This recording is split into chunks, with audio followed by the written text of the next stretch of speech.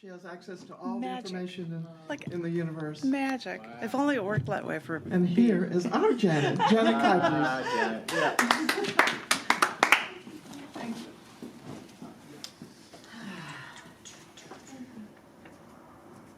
You did a cat poem, and so I had it most recently. My cat likes to flip her head upside down. I showed it to Tom. Oh, Hey guys, make see. This adorable little thing I had taught her. I'm like, I'm gonna scratch her belly or something. I'm like, if you flip your head, I'll scratch your head.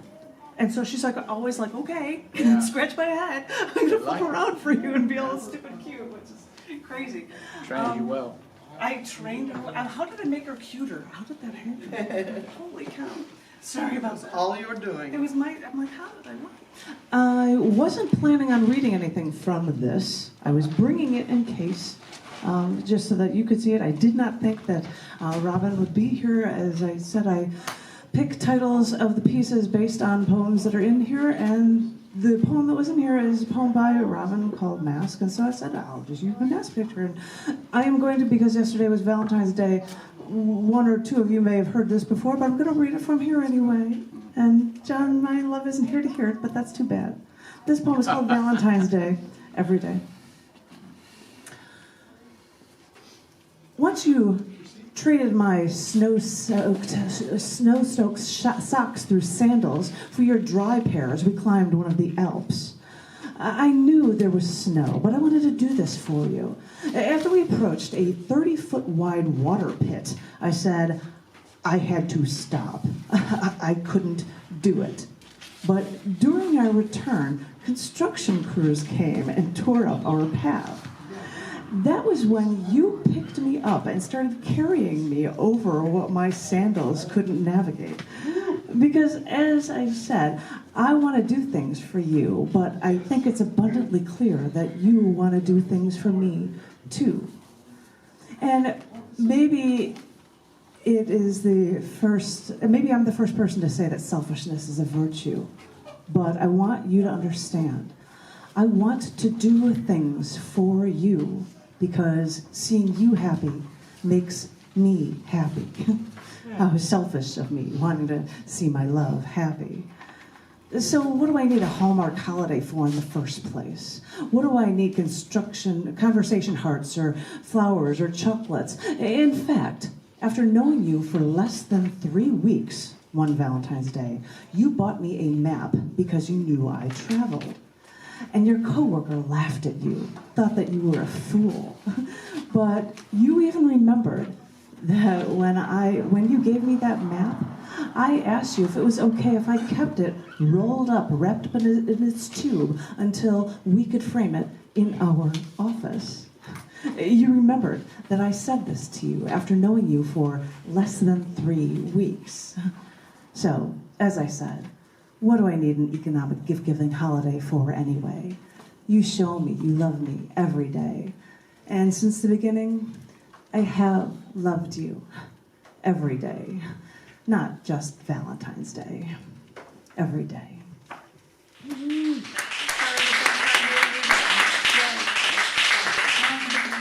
Two more from this book called A Wake-Up Call from A Wake-Up Call if you're tired. A Wake-Up Call from Tradition. We're going to keep making fun of that being tired thing. I'm sorry.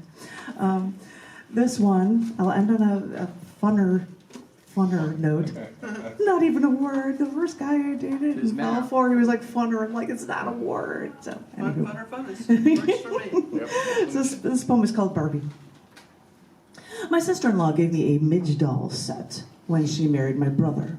Midge came complete with a wardrobe of designer floor-length dresses with sequins and tulle and 3/4-length gloves. But Midge, an older model, had short red hair, styled like a housewife, not like Barbie, long and blonde and flowing. And Midge could never sit in a chair because her plastic legs were rigid and couldn't bend. For my 6th birthday, I received a PJ doll, one of Barbie's friends. BJ's hair was blonde, like Barbie's, but it was shorter, and her eyes were brown, like mine. Not like eyes that you would dream of, eyes like mine. When I finally got you, Barbie, I treated you like you were some sort of a goddess. You with your disproportionate figure and your perpetual smile. When you never eat, you can always stay thin. You can always be happy. I took plastic kitchen shelf liner and caulking glue and lined a shoebox so that you could have a bathtub. I taped a straw around the back of the tub so that you could have jets and extra bubbles when you soaked. My father's pool table was your lake, and second shoebox served as your speedboat. You took all of your friends in the boat rides along the green, Ken, the Donnie and Marie dolls, PJ, even Midge. But I couldn't be like you. I had to eat, and I could only stand on my toes for so long, while you just stood like a dancer perpetually. I couldn't always smile. I was only a little girl, and I was cursed with brown hair. What did you teach me? I pressed you next to Ken under the pink and white bed sheets, but your plastic bodies made a loud noise when you came together. Your legs never intertwined. Your smile never changed. And now, all grown up, I visit my parents' house, and they tell me that I have boxes of toys that I could throw away, or I could maybe kitchen accessories for the Barbie camper set, beaded dresses I made myself. And I think, I could give these toys to my niece so she could play, so she could learn. And then I decide, no, these dolls, these values, these memories, they belong sealed in cardboard boxes where only time will take its toll. All right, that was pretty dull. Really late night for you guys. I love this one. I'm going to read the after effect first. This is called Lessons from the Simpsons. And what it says in the end is, at the beginning of each episode of The Simpsons, Bart is serving a detention and is writing a message on the blackboard over and over. The message changed from episode to episode. This is a collection of some of the messages he has written. I will not bribe Principal Skinner. I will not sell lard and send lard in the mail. I will not hide the teacher's Prozac. I will not hang donuts from my person.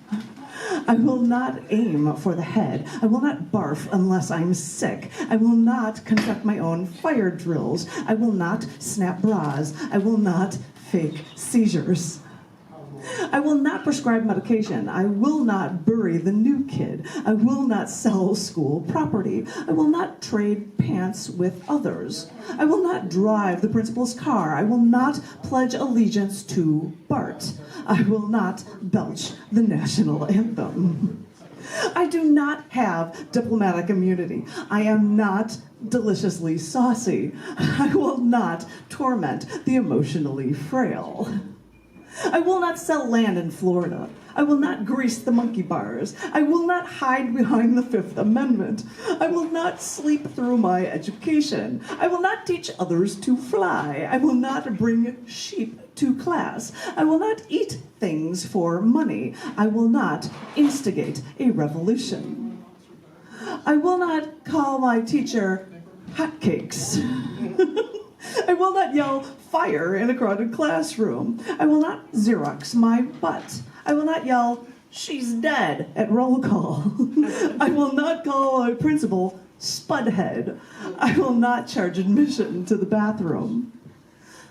A burp is not an answer. Bagman is not a legitimate career choice. Coffee is not for kids. The principal's toupee is not a frisbee. Goldfish don't bounce. 5 days is not too long to wait for a gun.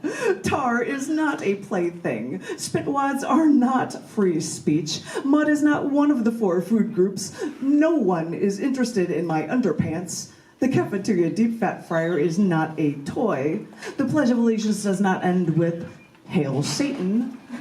Organ transplants are best left to professionals. Underwear should be worn on the inside. I will not expose the ignorance of the faculty. I saw nothing unusual in the teacher's lounge. This punishment is not boring and senseless. Thank you.